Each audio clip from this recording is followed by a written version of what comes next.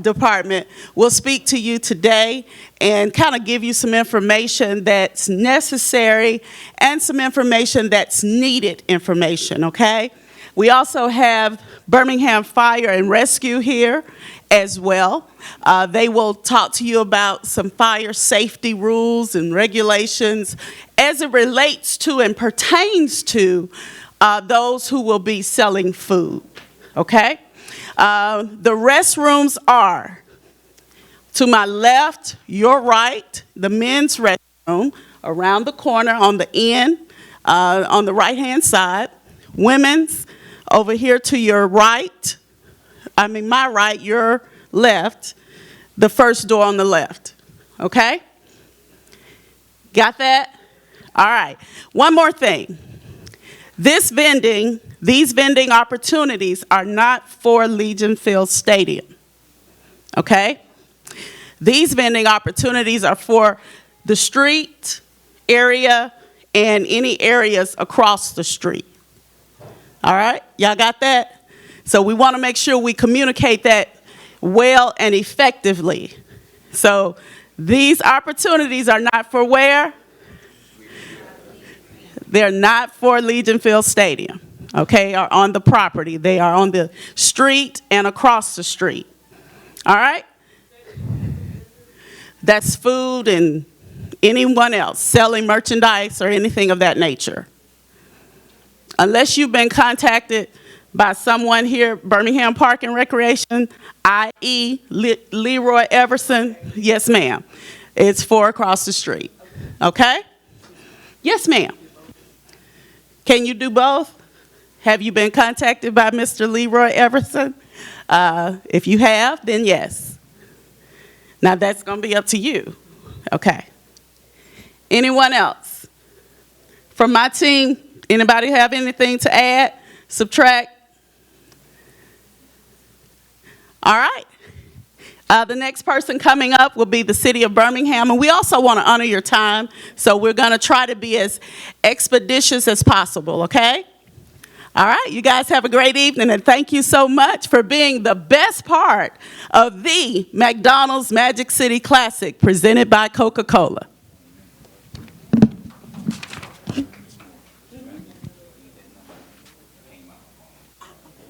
Just think me before you leave out of here.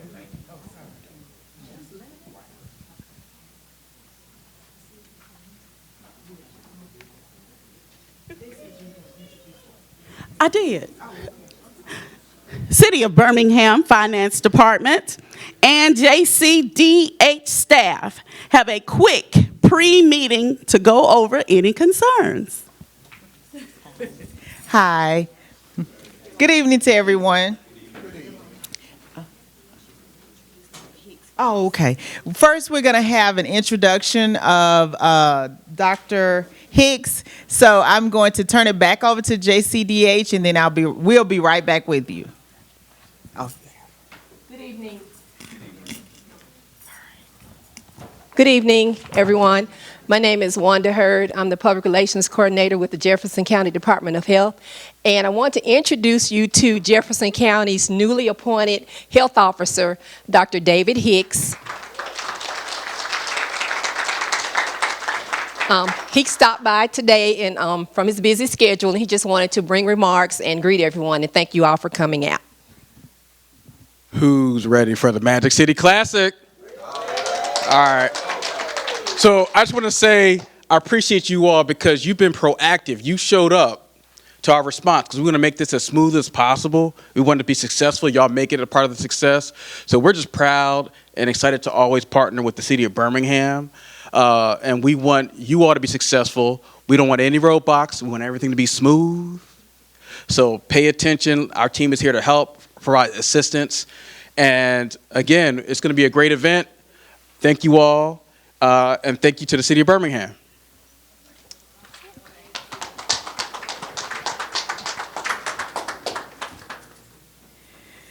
Good evening again to everyone. My name is Yolanda Lawson, and I'm the Manager of Tax Collections with the City of Birmingham, and we're here to provide you information on becoming a vendor for the Magic City Classic. And today our presentation is going to be made by Ms. Titania Brown. Hello, everyone. So we're here to give you information about vending at the Magic City Classic. This is just an informational sheet to let you know what you need to be a vendor. And as you heard before, this is for outside of Legion Field, on the property owner's property around Legion Field. Right now, Mrs. Lawson is passing out the information, and I'll just go over it. And if you have any questions or concerns, please let me know, and I'll answer them the best that I can.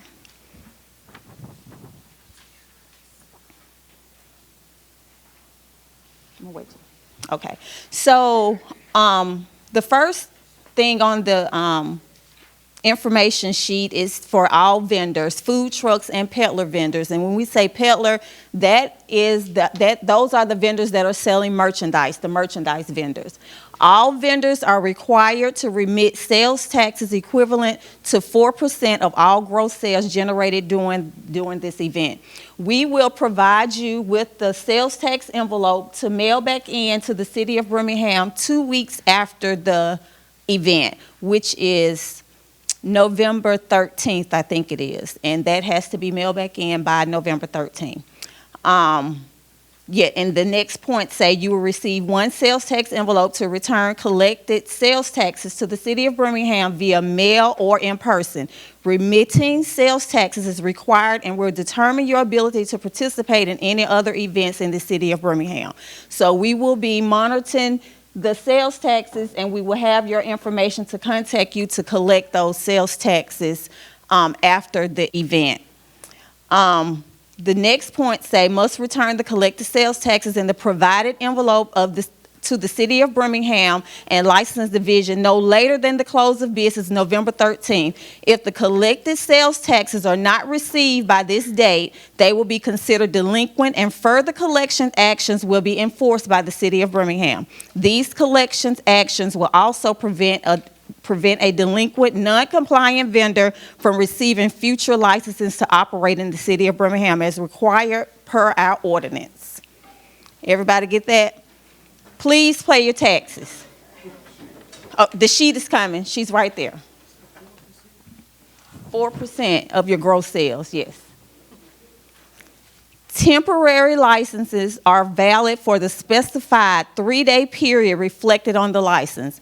When you receive the license, those dates will be on the license, the 3 days. After that 3 days, the license are no longer valid. This is a temporary vendor license, temporary food vendor license.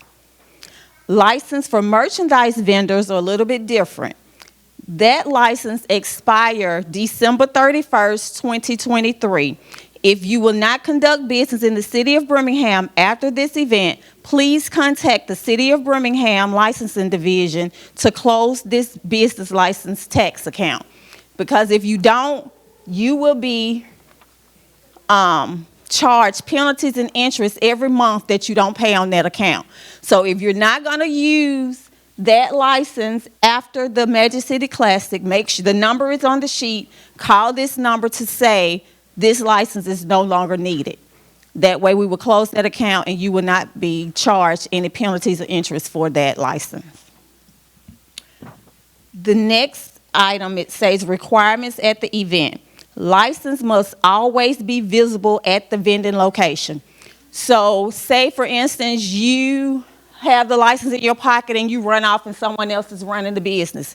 If we come around to check the license and they're not there, we're not waiting till whoever have the license come back with it. You'll just have to purchase another license. Licenses are to stay at that location at all times. Please don't take it with you if you leave and leave someone else there. Each stand or cart that is used to sell merchandise is required to have a business license and a peddler's decal. So you know how some people have the little push carts and different push carts and selling things at the parades. Each one of those carts are required to have a license and a peddler's decal. Duplicating the license and the decal is not permittable. You cannot do that. You cannot duplicate the license. Each cart has to have its own license. City of Birmingham business license and decals are not authorized to be duplicated. I just said that. Okay, if you're parking lot business licenses are required for all lots and spaces that are used to park vehicles. This license is location specific. Every property lot space will require individual license, business license. So if you have 2 or 3 lots, you need 2 or 3 licenses. Each lot need a license. Again, license cannot be duplicated. License can be obtained at City Hall, 710 20th Street North, and we will also be out there to license vendors if you do not obtain a license before the event. To get a license, you're required to have a valid ID, and we're only taking cash, cashier's check, money orders. We don't have a way of taking credit cards out there when we're licensing vendors. So those are the requirements to be a vendor. Any questions, concerns? So everybody got it? Oh, you got a question? $200. How much is the vending license? For food, it's $150 for 3 days.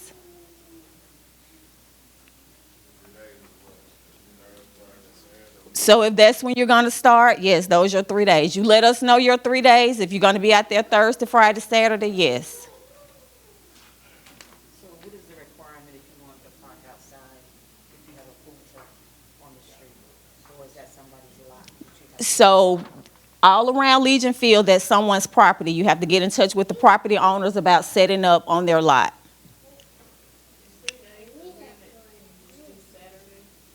3 days is the limit.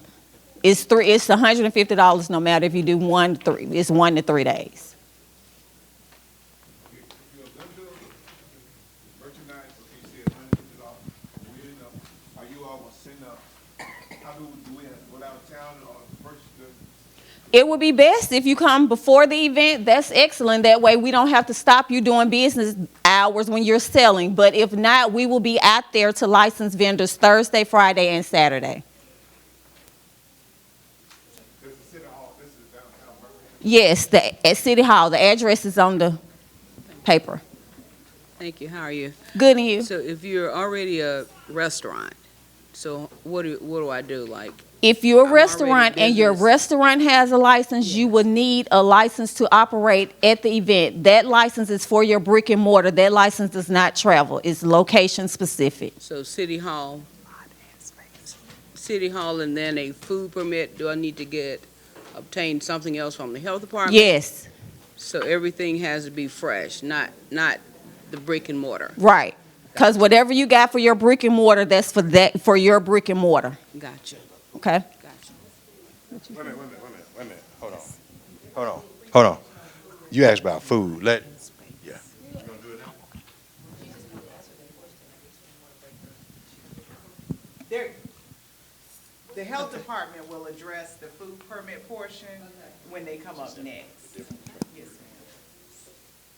So we have, do we have designated spots? Once you get your licenses, will you have designated spots only? So that's wherever you decide to get a spot outside of Legion Field. You have to get in touch with the property owners to set up on their lot. It has to be outside. Are you inside or outside? So you vending inside or outside? Outside. Okay. Yeah, so yeah, this is for outside of Legion Field, and you get those spots by contacting the property owners around Legion Field. Do you have a list of properties? We don't. We don't have any contact information for the property owners.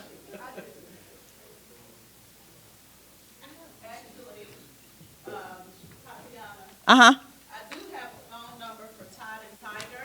okay. I can provide that real quick. That number is. Did you look at it? Okay, 205. She's providing information for Tide and Tiger on the outside, and they may be able to lease you a space during the game or that weekend. And she said the contact number is 205 369 1711. 369 1711.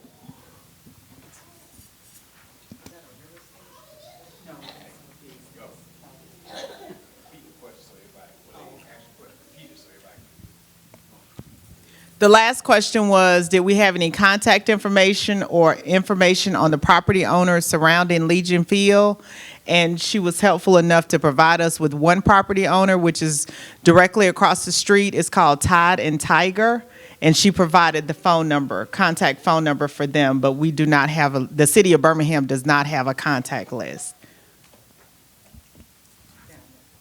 She had one too. I got a hot dog cart, and I noticed you said with brick and mortar, you have to get an additional license, but if we have license from jail and December already, do you still have to get that additional? What if we get So you have a annual license for your food cart? No, with the city of Birmingham? Okay, if you have a license with the city of Birmingham, an annual mobile food vendor license, then no, you do not have to get another license. But you are required to pay the 4% sales tax at the event, not with your monthly remittance. So at the end of the month, when you report, you won't report this event. So, yes. No.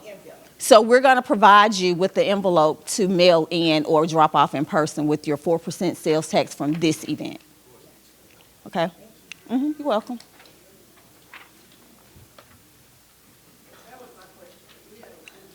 Okay.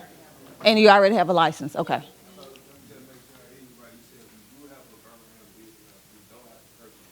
If you have a Birmingham business license for your mobile food truck, mobile food cart, if you already have a license, you do not have to purchase a license. And you should already have a health permit also if you have an annual City of Birmingham business license. Only thing you need to do is remit the sales taxes. I purchased a temporary City of Birmingham license 2 weeks ago. Will it still be valid? No. No, I need another one. You selling food? Yes, it won't be, it's not valid. Okay, thanks.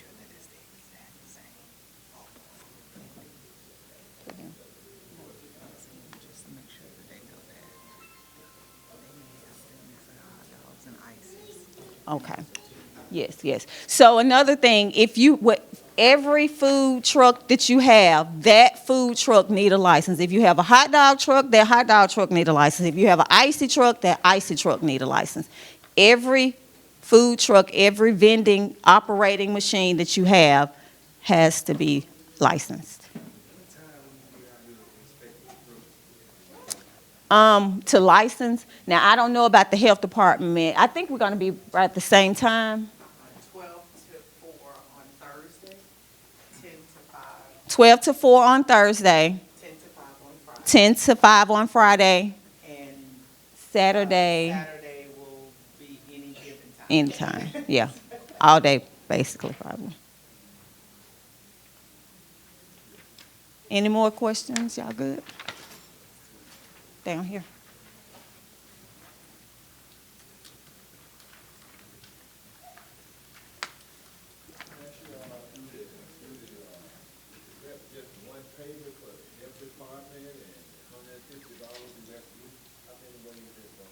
It has to be 2 separate payments.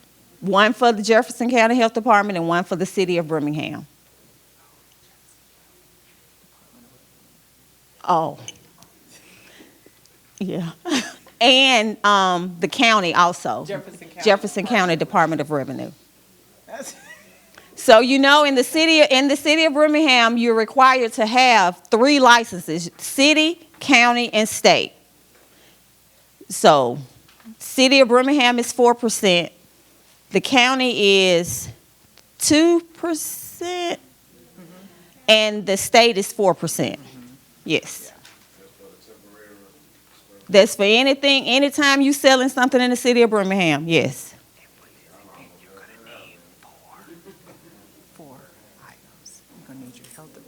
Yeah, yes. And for this event, you're gonna need your business license. For all 3, for the city, county, and state. And you're to remit sales taxes for the city, county, and state. And the health permit. And that's not just for this event. This should happen at all events. Anytime you selling something in the city of Birmingham, food, anything, taxes are due for the city, county, and state. Business license, city, county, state.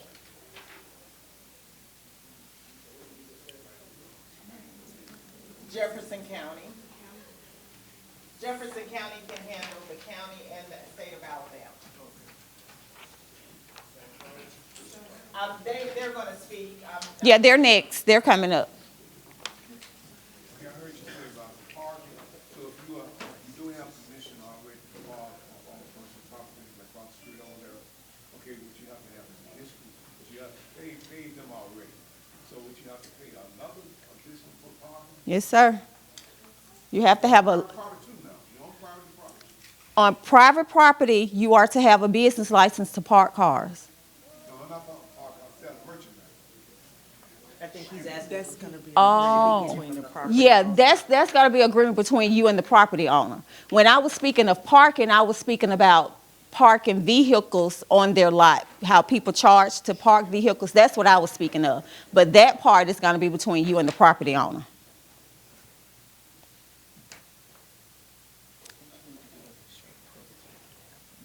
Yes, and you have to show proof you have permission to park cars on that lot, property. A little confusing for me to sell food on the street, okay?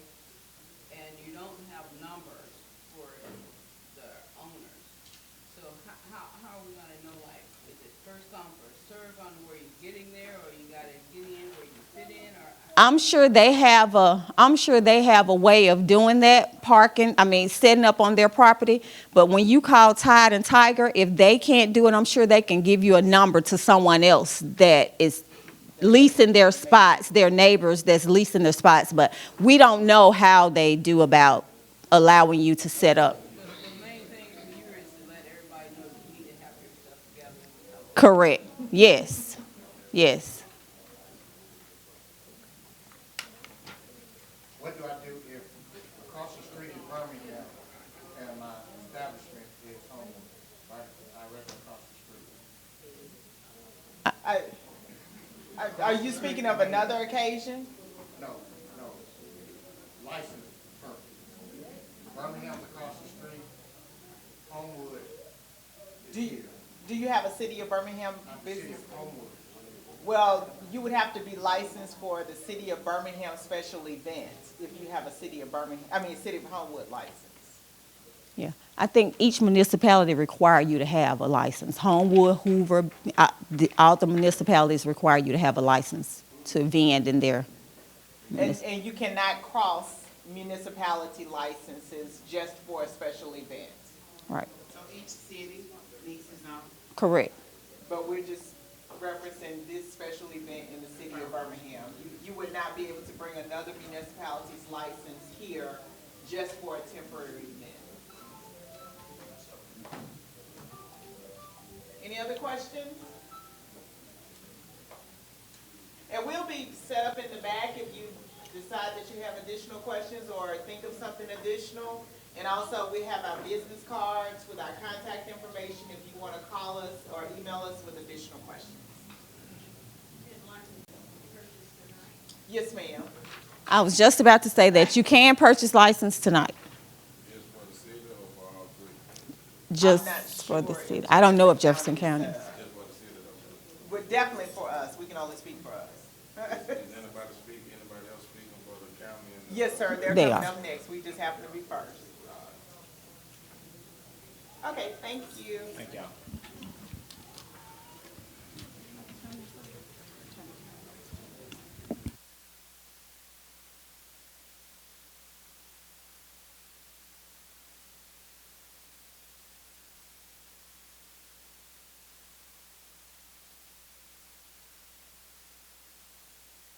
Next up, we're going to have someone from the Jefferson County Department of Health come and speak to you concerning their permitting.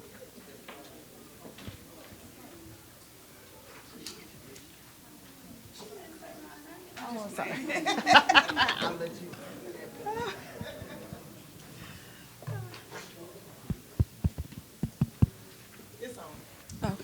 Good afternoon. My name is Ashley Willis. I am representing the Jefferson County Health Department today. I am here to discuss the temporary event that will be going on for the Magic City Classic. I'm sure a lot of you probably have not seen Jefferson County out because we're starting we're trying to get food safety in place for the Magic City Classic. So I know a lot of you are vendors or are trying to be vendors. So in order for you to be a vendor, you will need a sponsor or an organizer, which means if someone on the, if you get a lot, like if on the outside of Graymont 8th Avenue, if somebody decides to allow you to use their property to sell your food, you will need them to have permission. You will need permission. You also will need a temporary vendor permit for that. And they must fill out an organizer's form. So they must fill out a form and list you as a person that is going to be on their property. You must get permission first. You can't be just out selling food without anybody on somebody's property without them giving you permission. The organizer must also, they are required to follow all regulations that the food safety rules are required them to. So which means if you do use raw or anything like that, you will need hot water. You will need dumping, someplace to dump your waste. A lot of organizers like Tide and Tiger, I think that's one, has a 24-hour exemption. That means if their 24 hours begin at 6 p.m., you begin at 6 p.m. If it begins from 6 p.m. to 6 p.m. the next day, that means that's when you stop. If they start at 2, you end at 2 the next day. So that's 24 hours. So a lot of people are choosing to do organizers, but you must remember that they only, choosing to get sponsors that pay for your permit or pay for an exemption permit, but that exemption is only for 24 hours. So we will be out Friday and Saturday making sure that you are on that lot for only 24 hours. We do not give permission for you to participate. We only give permission for you to operate, which means that we are not the people who are telling you that you have permission to operate wherever you're operating. We only give you permission to participate wherever you're participating. That's up to the person who owns the land. But like I said, you must show whichever form you choose to fill out. That person must show that you have an organizer. The organizer is also responsible for your food safety regulations. So once they sign their name on a piece of paper saying that you are allowed to be here, they are as much liable for food safety as you are. So you have to remember that also. There is a deadline. We do 14 days before. So if you do have, that means October the 13th should be the last day that you fill out. The vendor permits are $100. Exemption permits are $150. So if you do have a person that has a lot that is exempt, it is $150. And that $150 will be paid by the person that the organizer or whoever's on the land. If you choose to be a vendor and they choose not to do an exemption for 24 hours, that means you have to pay the $100. Everybody on that property must pay the $100. Can you repeat that, please? If you are an organizer or a person that is trying to be exempt, your permit is $150, meaning that your person that is exempt for 24 hours, their property from 2 to 2 doesn't have to pay anything but $150. But if you are a solo or individual vendor that is using a person lot that gave you a permission, it is $100 per person. About how many other people that is on the lot. The organizer must also fill out a organizer form listing all the people that is on the lot. That's for exemptions and for organizers. So no matter what, your name must be listed on the permit. So we will know if you're out or not. Of course, what if that person goes outside that 24 hours? you will be charged for a vendor permit $100, and everybody on that lot will unfortunately will have to go to the $100 thing. So if one vendor goes over there 24 hours, everybody on that lot unfortunately has to go to a regular individual temporary permit. And you must follow whatever you signed up for. That's what you must follow. So if you know that that permit says 2 p.m. on Friday to 2 p.m. on Saturday, that is when you stop. If you do not stop, everybody has to pay the $100. Yes, ma'am. Yes, ma'am.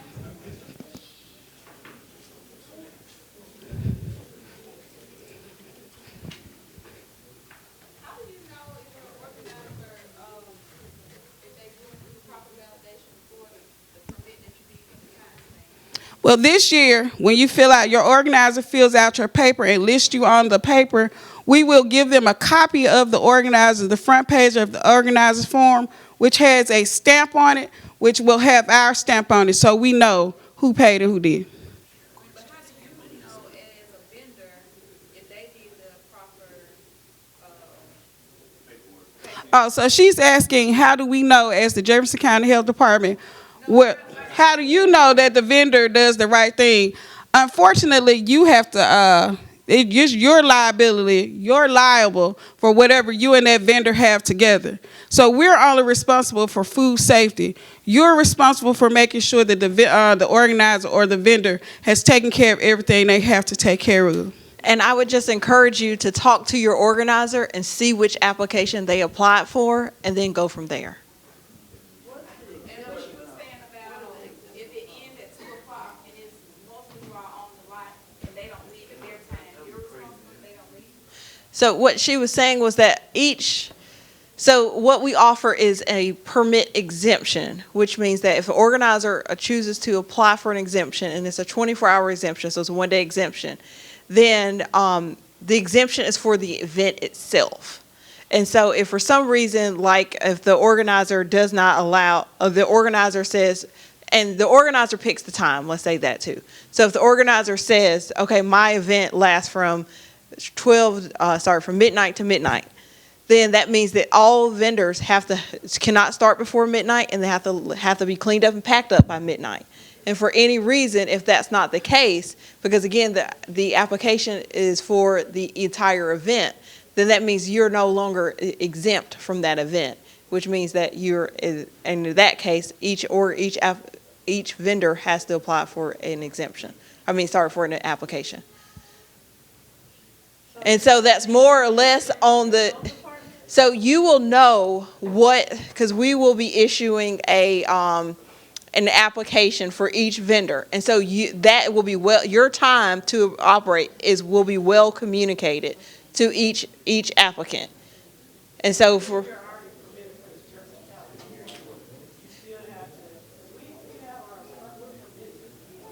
Are you permitted as a mobile unit?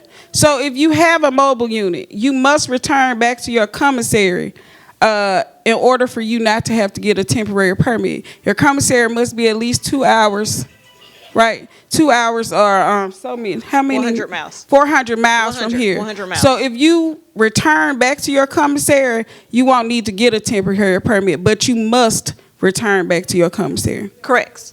So what she's saying is that if you have a permit, an annual permit, you're already allowed to operate as you need to. And but that condition is that you return to your commissary every day, which is what the rules and regulations that you agreed by. So if for some reason you're not able to go back to your commissary every day, then you would need to apply for a temporary food permit. But again, that's mobile units only. Correct. Annually permitted mobile units. Yes, sir.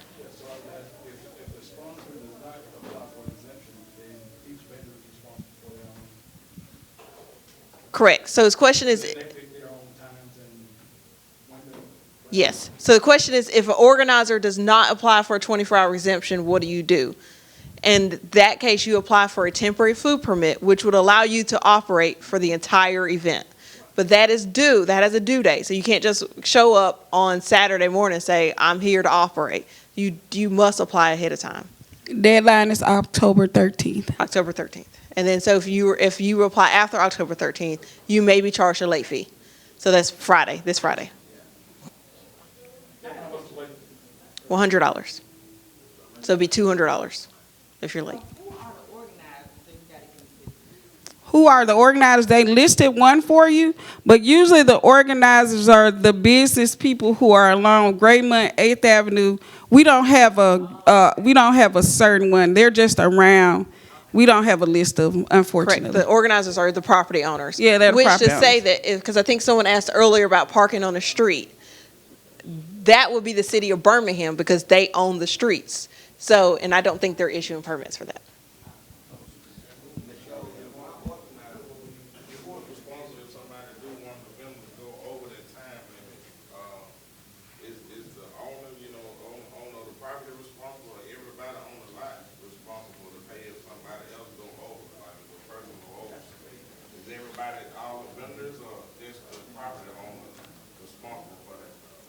So let's say this. So if you're on exemption form and it says that you're supposed to operate from again, we'll go midnight to midnight. And so if for some reason, let's say for example, we come out there and you're already gone because you abided by the rules, then you have nothing to worry about. But if, for example, if you are still operating, then yes, that's the issue, and it'll be for the vendor and for the organizer, because the organizer is one of they're signing their name saying that they're going to make sure that you abide by the rules. Correct. And then same thing for showing up early. So, for example, because again, it's going to be well communicated what times your organizer has applied for. So, if they say midnight and Friday afternoon, you're starting to cook at 6 p.m., then you're not abiding by the rules either.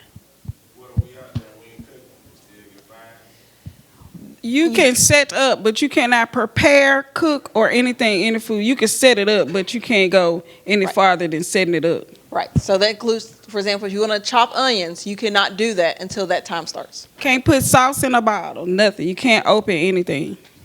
No food handling. Yeah, I mean, by all means, you can set your area up so that way when that time starts, you can begin to operate. That's perfectly fine. Is food and drinks in the same category? Correct. Anything for human consumption, so including ice, is considered food by our regulations, and so you would not be able to do anything that requires that someone's going to consume. Anything unpackaged. Correct. Yes, sir.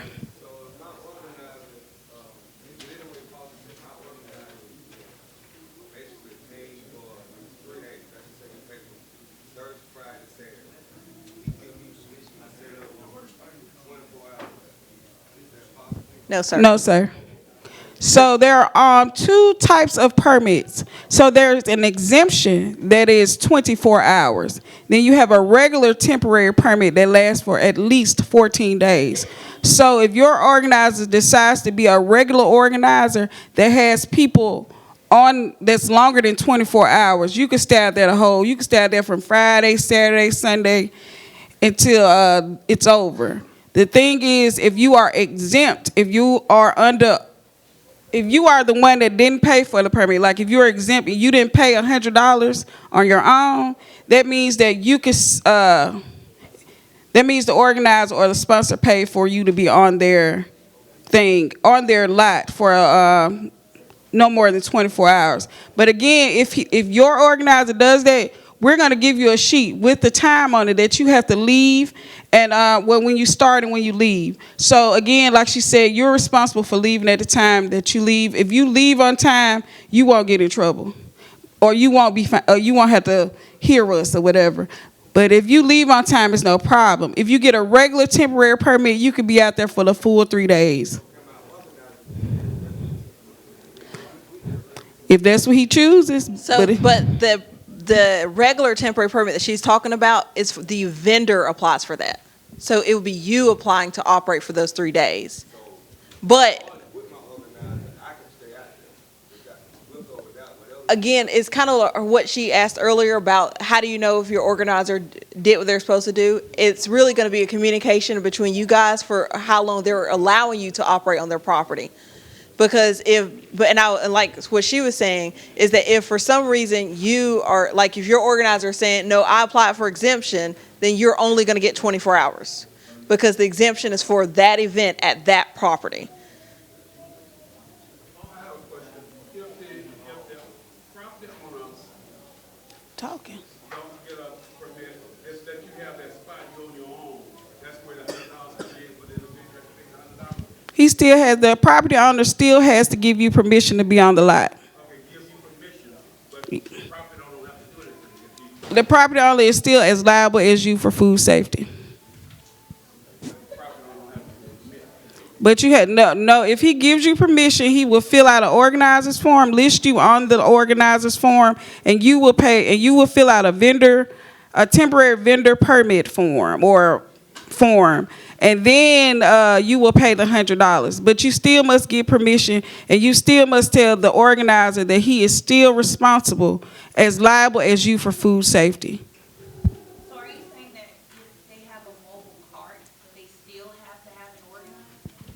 If your mobile cart goes back to the concession stand, goes back to the commissary, then no, you don't need an organizer. You can move However, we do not give permission to participate, is what she was saying earlier. So we cannot tell you that you can park your food truck on someone else's property. Right.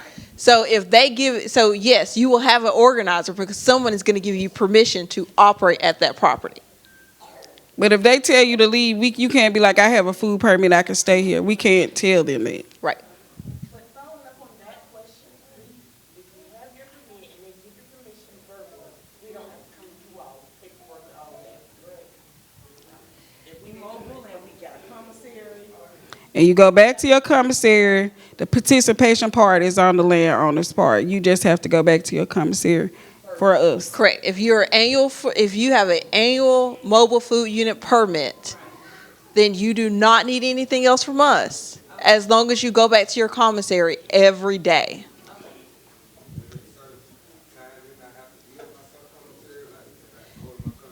The regulation just says that you go back to your commissary every day. Yes, ma'am.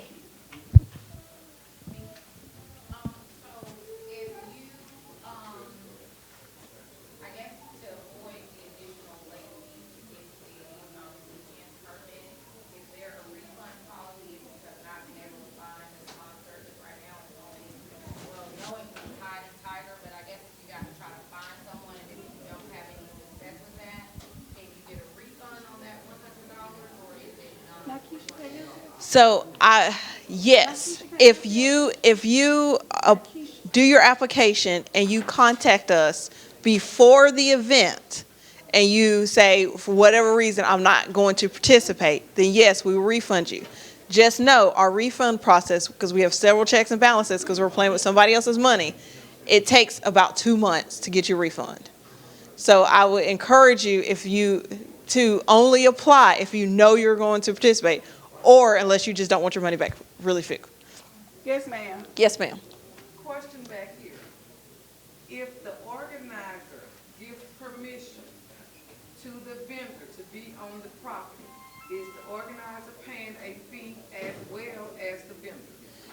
If your event lasts more than 24 hours, then the organizer completes the organizer application and there's no fee for that. If your event lasts less than 24 hours, then the organizer fills out the exemption form and that fee is $150. He said he still don't understand the question. Okay, so it depends on, the organizer's responsibility depends on how long the event lasts. So if the event lasts for 3 days, we're talking about, really the timeline is 24 hours or less. If it's less than 24 hours, so like she was saying earlier about 2 p.m. to 2 p.m. or something like that, then you may apply for an application for exemption, and that is a $150 fee that covers all of your vendors. However, if you want your event to last longer than that, so like the 3 days, for example, then the organizer will complete the organizer's application, and there's no fee for that for the organizers. But each vendor has to apply for the $100 permit. Okay, so that's his question. He wants the vendors on his property to participate in the full weekend, 3 days. He just wants to know what his responsibility is as an organizer. He fills out the organizer form. Correct. No fee on him. Correct. And he lists the, It's the vendors that's gonna participate on his property, and those vendors are gonna pay $100. Correct. and fill out the vendor permit. Correct. They do it after the 13th, they're gonna pay $200. Yes, ma'am. Per vendor. Correct. Yes, ma'am.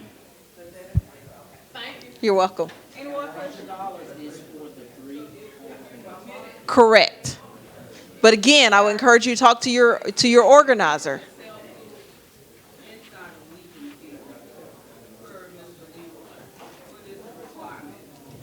You have to speak to Mr. Lee. They have an exemption for 24 hours, so they're the only people that have an exemption right now. That has filled out for an exemption.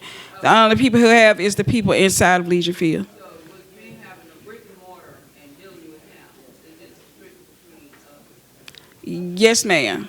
So, I mean, if you've already, he listed you on your exemption paper, we will give you a handout of the exemption paper sooner or later, or they will, that show you where you can show the revenue department where you paid for you got a permit.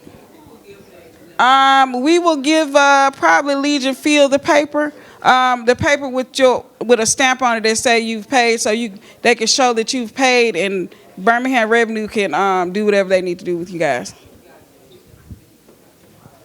Any more questions?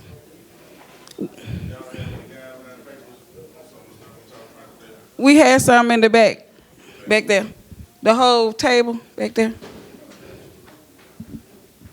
Yes, ma'am. I'm sorry. Yeah, you just got to get them. We don't deal with ABC beverages. You'll have to talk to the ABC board about that. If there aren't any more questions, we are taking applications today. Only check business, not personal, no personal checks, money orders, business checks, and cashier's checks. Before you guys get up and leave, if you have no more questions, we will also be answering questions back there. But Miss Debbie from the Fire and Rescue would like to talk to you guys.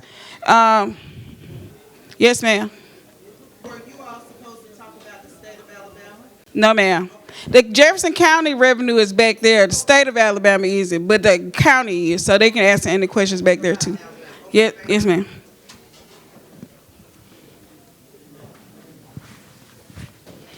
Hey, good evening, everybody. My name's Debbie. I am an inspector with Birmingham Fire. I am not sure if everyone got one of these or not. There are some on the table in the back. This is our guidelines for street festival fire safety for cooking. So if you got one, then I'm just going to briefly go over everything. If you've got any questions, there's a telephone number at the bottom of this page. You can reach me there.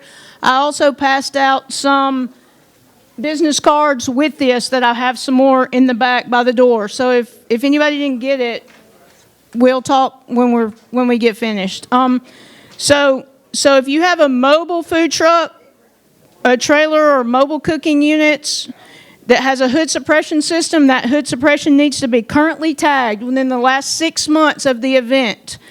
So if your truck has a tag that is April or later, then you're good. If it's not, then you need to go ahead and get that truck serviced, get that suppression system serviced. If you have a tent, you want to have the tent separated from the other tents by 10 feet. So if there's a tent beside you that's cooking, you need to be 10 feet away from them. If it's a tent that's not cooking, they can be 10 feet away from the cooking tent, and then 2 tents that are not cooking, they can be 3 feet apart from each other. We just don't want something to happen and have it spread from one truck or one tent to another. So the next is propane tanks. Your propane tanks and your piping and your tubing and your hoses all need to be undamaged and specifically listed for LP. So if you're using a tube that's not listed for LP, we're going to ask you to change that. It's not safe. There's a pressure rating to those tubes that are LP, and this is going to go for whether you have a truck and you're putting the propane into the truck, or if you have just a little 2.5 pound like you would use at your house. If that's what you're using, you need to make sure that you're using the proper tubing. The tanks need to be secured. They need to be piped.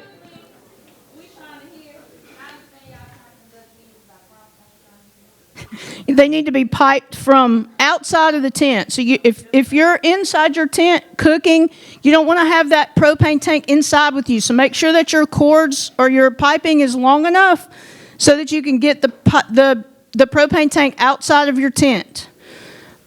Or just arrange your tent where, if you have a smaller tube, arrange it where you can be close to the edge.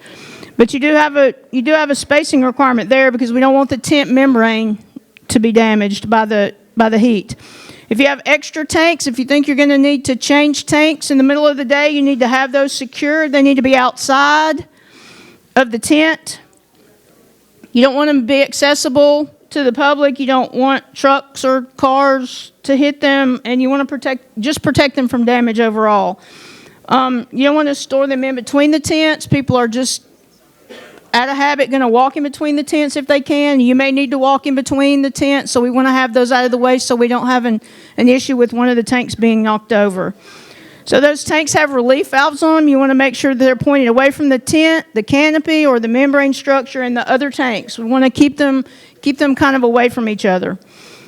If your containers are empty or full, they need to have a plug, and they should come with one. They all come with them. So if it's not there, find something that you can use for a plug. It needs to be something that is typically used for that piece of equipment. You want to keep your LP containers and your hoses where they're not going to be exposed to excessive heat. So just do the best you can. If it's possible and you can put something over them to shade them. You don't want to store your LP gas containers inside your mobile cooking units. So it's very important you don't want to store them inside. That's just like a bomb waiting to happen. If you are using charcoal or wood, you need to have a water source available, a charged hose with a nozzle on the end of it, just like you use for your garden. So you need to have that available in case there were to be something to happen so you can use that hose to put the fire out. So wherever you are, you need to make sure if you're using charcoal or wood that you have a water hose. You also need a 5-pound ABC fire extinguisher. So the 5-pound ABC extinguishers, they're not the little tiny ones that are about this big around. They're more about like this, but they're not very tall. So the really tall big ones are 10 pounds. If you have that, that's great, but you don't need that. Just a 5-pound. You can buy those at Lowe's. You can buy them at Home Depot. If you don't have one, if you buy it brand new for this event, it's currently tagged for 1 year just from the manufacturer. So you wouldn't have to take it to an extinguishing company.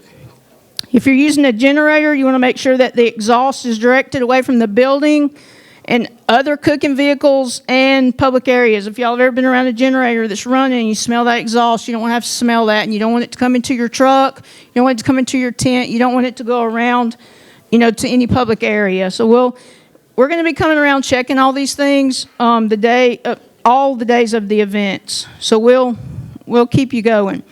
So if you have gasoline to keep your generator going, then you're going to want to store that away in an approved container 3 feet away from the generator on the non-exhausting side of the generator, because that's where the heat comes from. And then you want to also keep it out of the sun if you can. Non-cooking tents, you just want to keep them 3 feet away from other non-cooking tents and 10 feet from cooking tents. So the extinguishers, if you are cooking and producing grease-laden vapors, and this is any animal product, if you're frying a hamburger, if you're frying in your fryer, if you're doing French fries, that grease is producing grease-laden vapors. And you want to make sure that you have a Class K fire extinguisher. Those are silver. They're pretty big, and they will need to be currently tagged as well as the ABCs. If you are, currently tagged within 12 months. So let's say it has a tag on it that says October of 23. Then it's going to be good through October of 24. So you just want to make sure that if it says October of 22, it's still going to be good for October of 23. You won't need a current one until you did an event in November, and then it would be out of date. Yes. Thank you so much, but we want to Okay. make sure they can go too, because they still have some other stuff to do back here. All right. But Debbie also has some copies of what she's been telling everybody. She has some copies back here. Please feel free to pick up a copy. And if we don't have enough, we'll email it to you, okay? Okay? Thank y'all. We just want to make sure we're able to give you all the information before everybody starts leaving out. Okay? Jefferson County. Just want to let all vendors know that the perimeters around Legion Field will close out at 9 a.m. on Saturday morning. Vendors inside and outside of the stadium should be in before 9 a.m. on Saturday morning. Vendors on the outside of Legion Field that will be set up across the street, you have to enter on 5th Place West. There will be no entry on the Graymont Avenue side at all.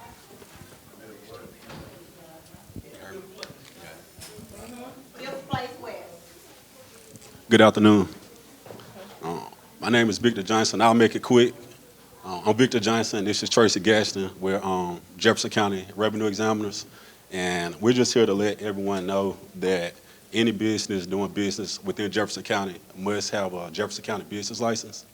We sometimes run into the issue that people, they may have a city business license and they think that's all they need. But we're just here to remind everyone that you must have a Jefferson County business license. And like they said, in some instances, you need the city, state, and also the county. And so we have applications here with us today. You can fill those out. You can email them back to us.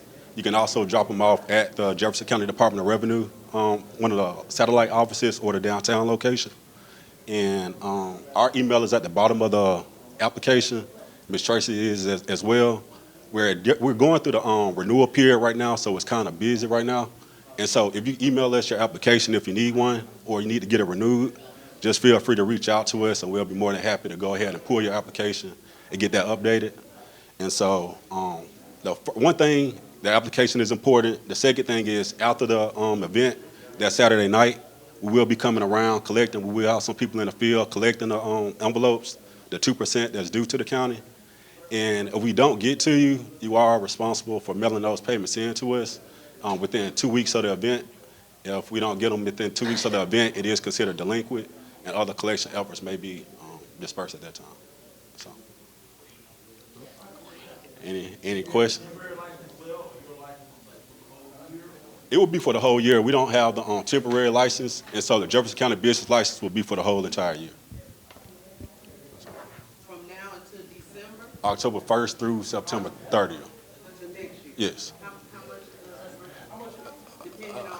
So if you've never had a license before, to start it, it's going to be $50.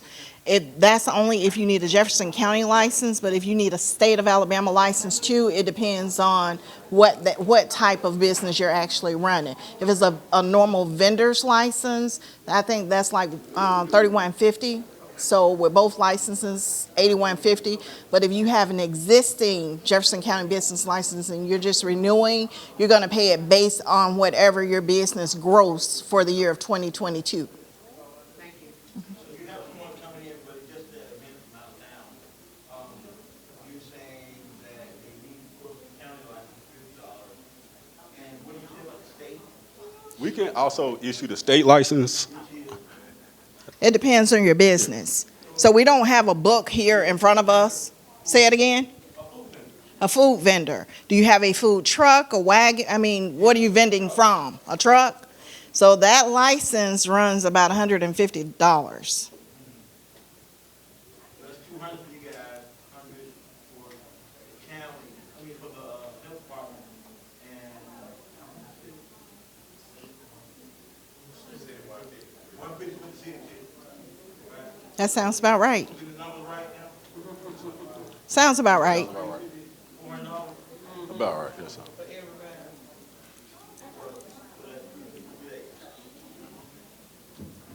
Your term, you said you didn't have a good December September 30th of 2024. We're on a physical year. Correct. So the business license, it runs from October the 1st through September the 30th. And so whenever you get one, it will expire September the 30th of 2024. We don't have temporary license, it will go for a whole year.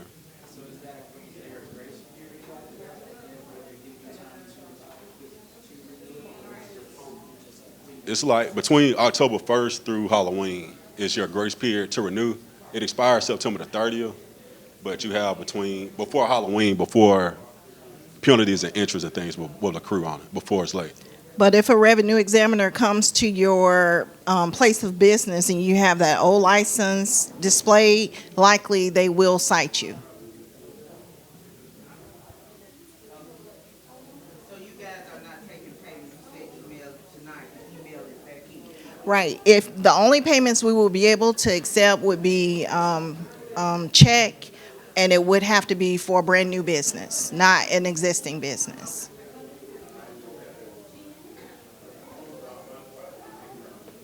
Any more questions? All right, thank you. Thank you. We can issue the state. Mhm. Yes, sir. Yes.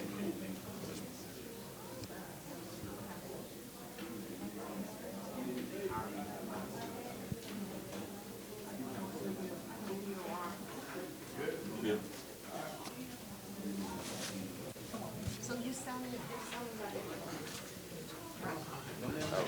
Any outstanding questions? All right, we thank you all for coming. We still have Jefferson County back in the back.